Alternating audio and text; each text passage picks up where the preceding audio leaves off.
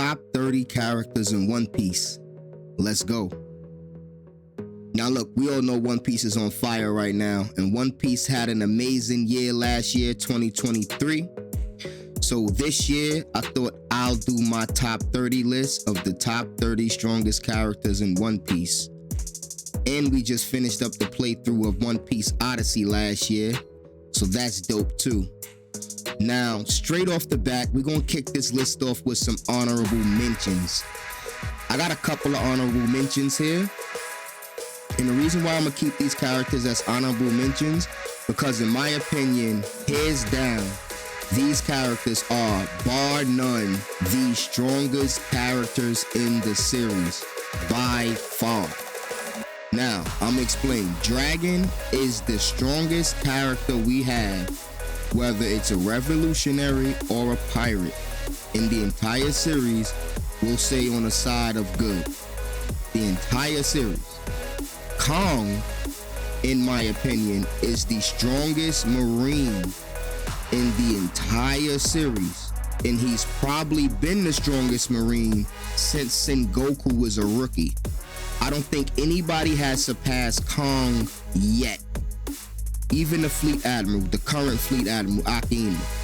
Next is gonna be the God's Knights. Now I know we did see some stuff about Figureland Garland, and we got a lot of good information on the God's Knights, but in my opinion, at the moment, the current God's Knights are the strongest people in the world government, other than the 5 elders and Imu, and I think they pose a threat to everybody in the series, including Dragon and all the pirates.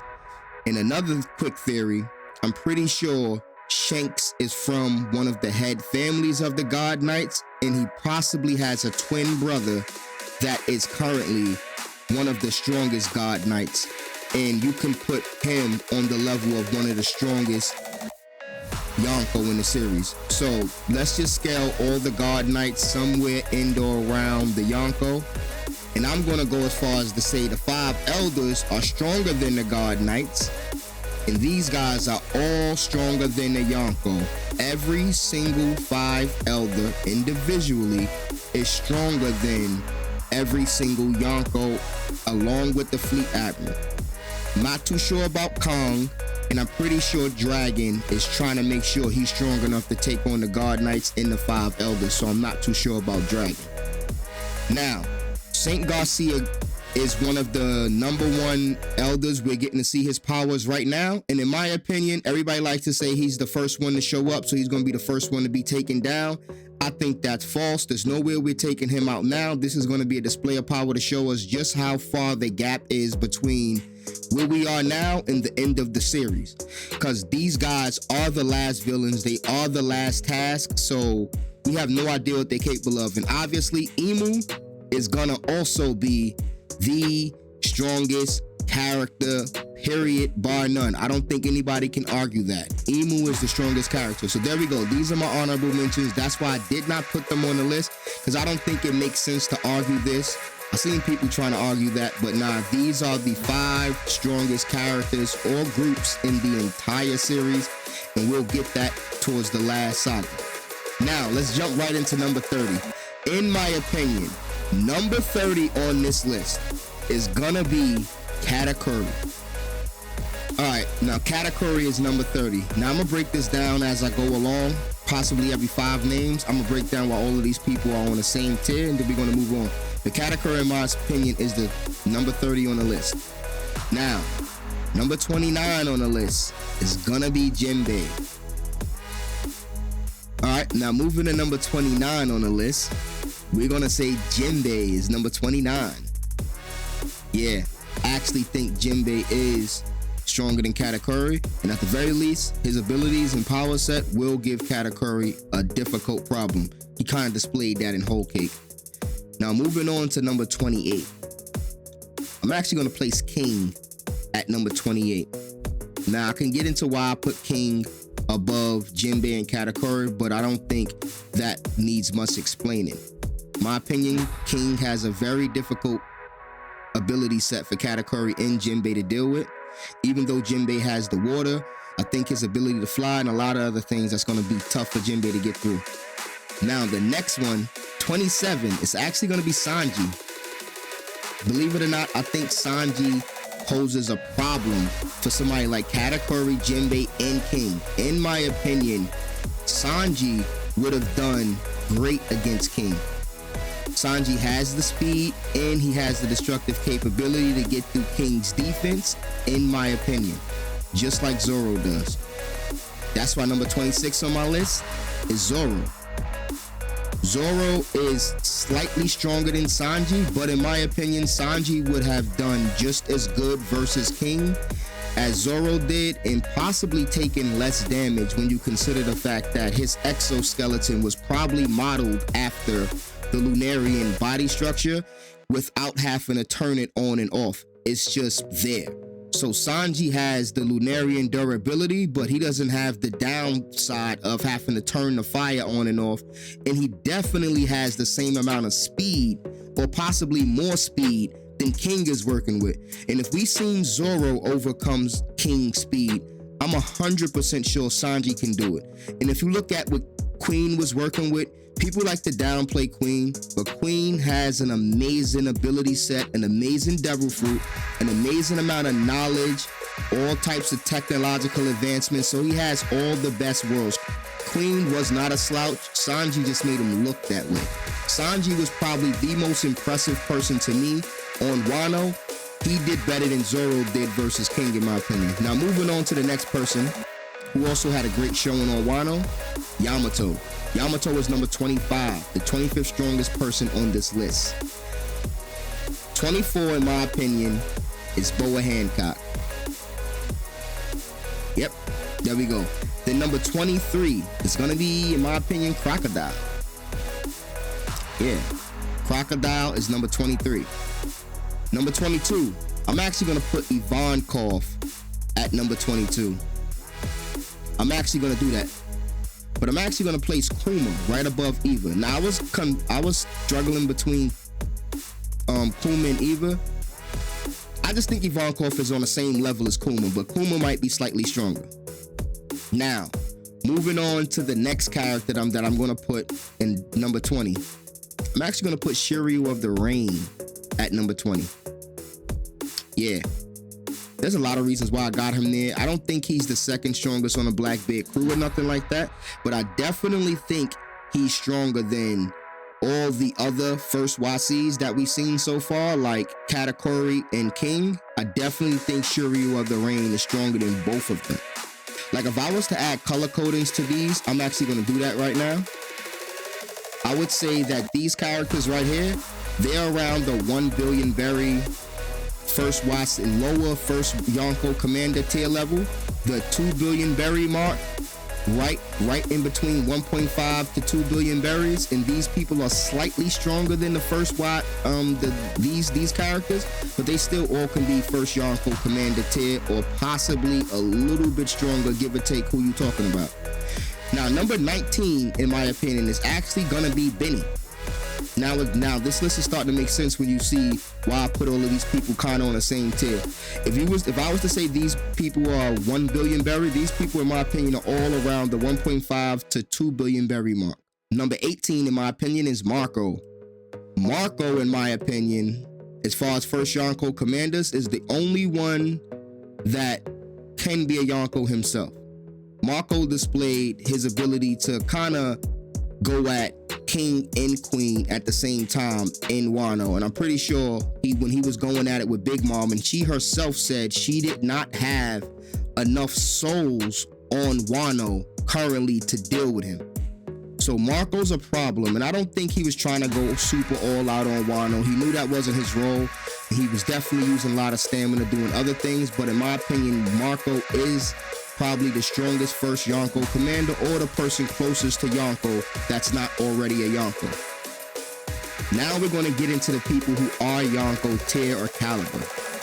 Number 17, I got useless Captain Mid. Now I got Captain Kid at number 17. Kid displayed a decent amount of strength, and he's definitely in that 3 billion berry mark, tangling with the admirals and the lower tier Yonkos, so I definitely say Kid is up there. And right above Kid, I got my boy Law. Trafalgar Law. Law is definitely up there, number 16. Next, I have the Dark King Rayleigh. Now, I was struggling where I was going to put Dark King. At first, I was thinking Dark King is probably stronger than all the Admirals, but then I thought about it. I said, maybe post-time skip, he was stronger than all the Admirals. I think after he trained Luffy, I'm not sure if he devoted any more time to getting stronger.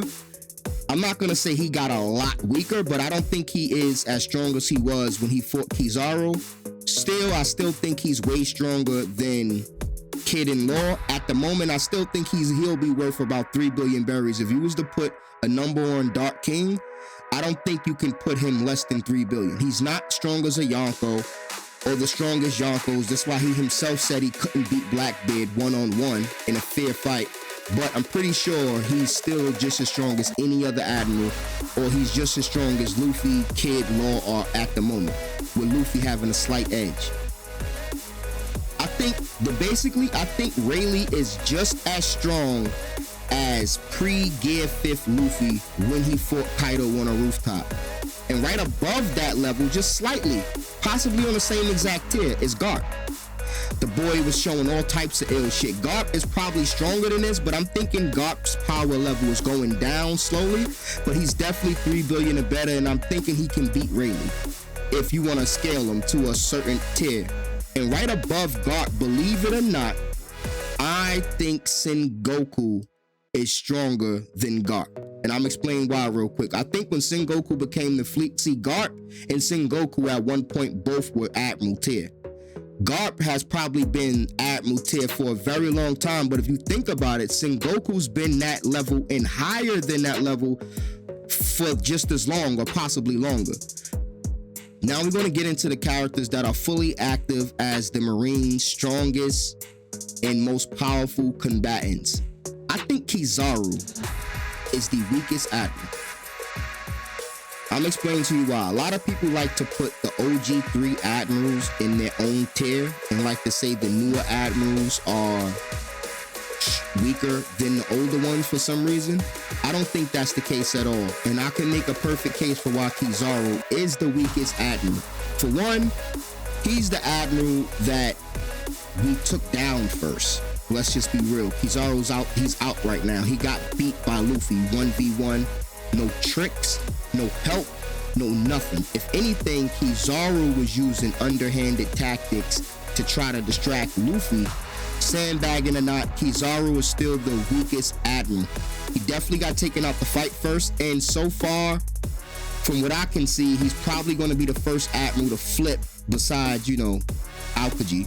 Definitely weaker than OG3, because if you think about resolve and how characters use motivation to get stronger, all the other Admirals have motivations to get stronger.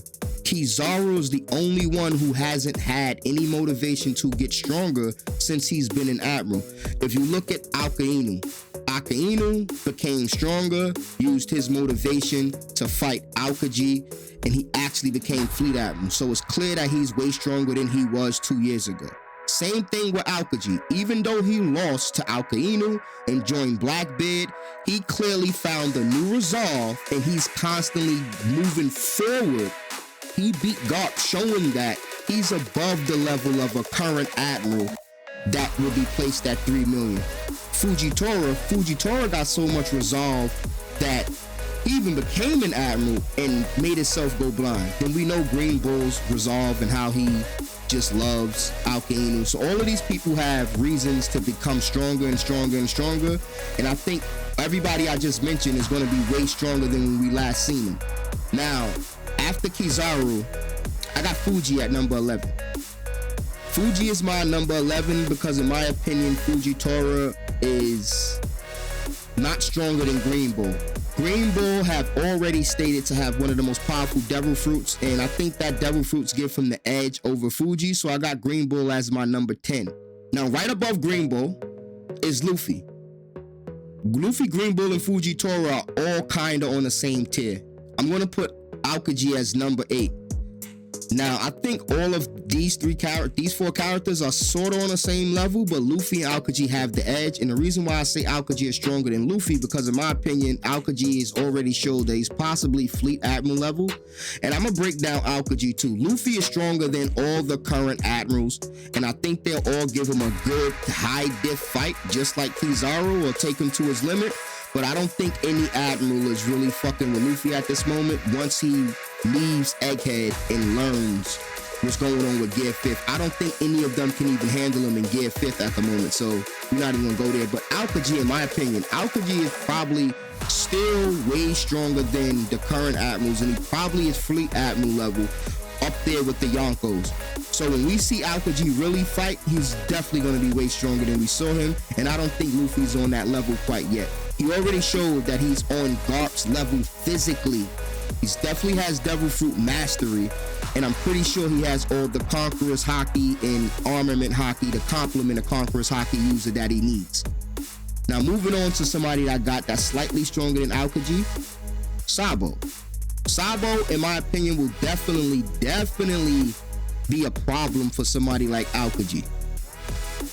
Just with the Devil Fruit matchup, but I think Sabo has shown several advanced abilities that we didn't even know what they were until now in Dressrosa. Sabo was doing things in Dressrosa that we didn't even find out what they were until we got to Whole Cake, or possibly even Wano. So Sabo's way stronger now, and I think the fact that he's been training with his fruit, he's way stronger. And add fuel to all of that fire, all puns intended, he actually went against Imu and the Gorosei, and you know how anime works, he's gonna get a Zenkai boost.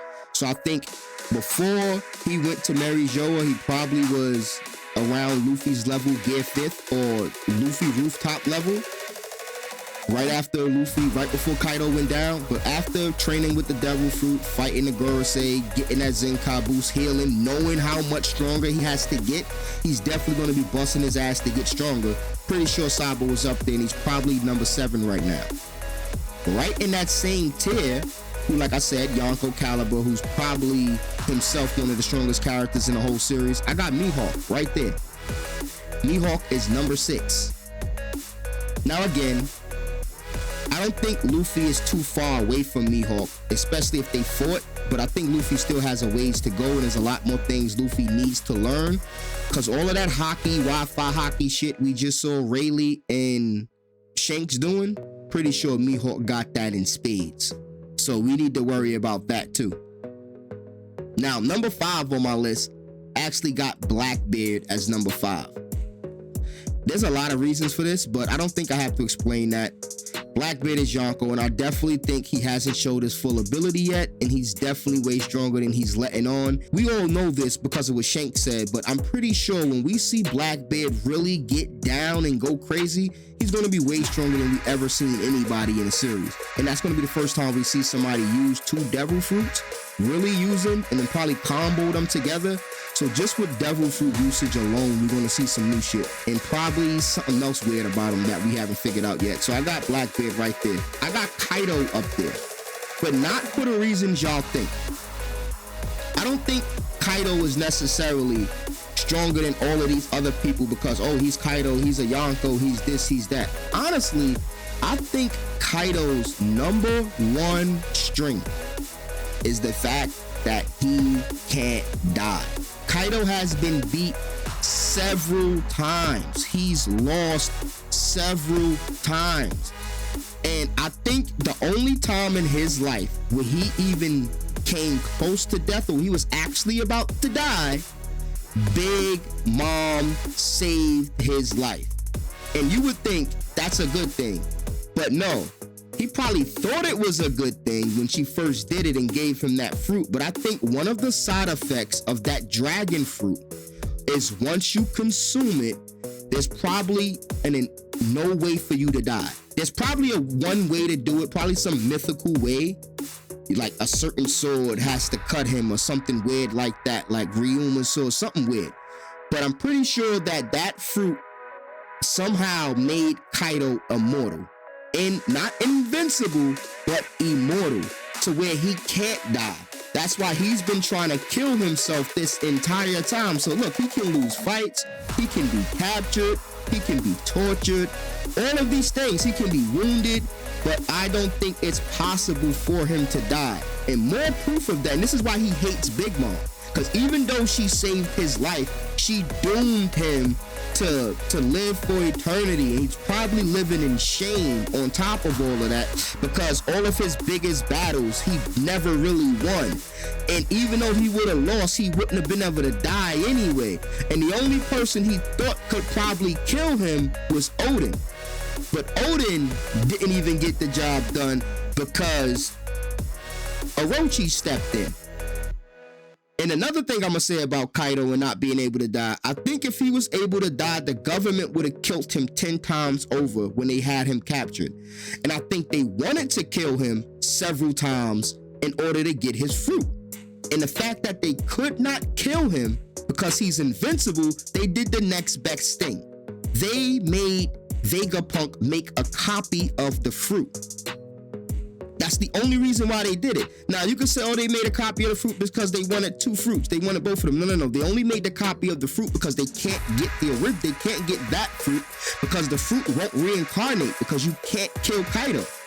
Momonosuke. So I'm not going to put Momo on his list or nothing crazy like that. But in my opinion, Momo might be fucking indestructible at this point. If we really think about it, if he has Kaido's fruit and that's one of the side effects of the fruit, like Marco with the infinite regeneration, I'm pretty sure Kaido can't die. And that's tied to his fruit. Now, moving along, with that being said, in my opinion, Kaido is probably still the weakest Yonko from the OG4. Number 3 is Shanks. Shanks is the 3rd strongest person in the series. And there's a lot of reasons why I can break down why, in my opinion, Shanks is the strongest. Whatever. But I don't think I have to show y'all why Shanks is the 3rd strongest. What's going to surprise y'all is who I got at number 2. The person I got at number 2 is actually Big Mom. Yep, Big Mom. In my opinion, Big Mom is the strongest character we've probably ever seen in this story. And there's a couple of reasons why I'm explaining to you how this works. Let's just take what we seen at face value on Wano. What we seen at face value on Wano, I would put Big Mom slightly ahead of Kaido, but when you consider the fact that in Wano, Big Mom was only using 1/4 of her full strength, that automatically makes her the strongest Yonko. Now listen to what I said. Big Mom, from what we saw in Wano, but in my opinion, Big Mom was at 1/4 of her full power. Now let me break it down to you how. We know for a fact that Big Mom has her soul split into separate entities. It's already been shown that her splitting her soul to create entities does affect her strength. But we know her soul is split into 4 equal parts.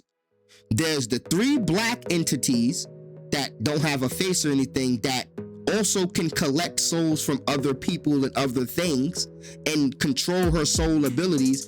Her soul is split into those other 3 black entities. So we have Big Mom, the 3 soul collected entities, and Whole Cake, and those things there stay there and act independently from Big Mom. So in my opinion, until Big Mom has all 4 of those parts of her soul back inside her body, she's always going to be weaker. In my opinion, Big Mom hasn't showed her full strength. And another thing I want to theorize real quick about Big Mom is how she was able to escape Wano. One thing I'm pretty sure she has the ability to do is switch places with those soul entities. So, when Big Mom fell into the lava, I'm pretty sure she swapped places with one of the souls in Whole Cake. But she still has 2 of the other soul entities left, so she's going to be still way more stronger than when we just seen her in Wano, at least twice as strong. And more proof of that soul swap ability Big Mom's power always reminded me of Gecko Moria's power. Like the way Gecko Moria powers work, he can take your shadow, put it inside inanimate objects, put it inside other dead things, and reanimate the shadow like that. Big Mom power always seemed very similar to that, and the way Gecko Moria was able to split his shadow into a separate being, like that shadow doppelganger, and then anytime he felt like it, he could swap places with that shadow doppelganger to avoid damage and stuff like that. I always thought that Big Mom could do the same exact thing, but she hasn't pulled that card yet. So that, I just think Big Mom has a lot more up her sleeve, and it's a lot more we don't know, and it's a lot more we didn't see yet. And obviously my number one person is Akainu.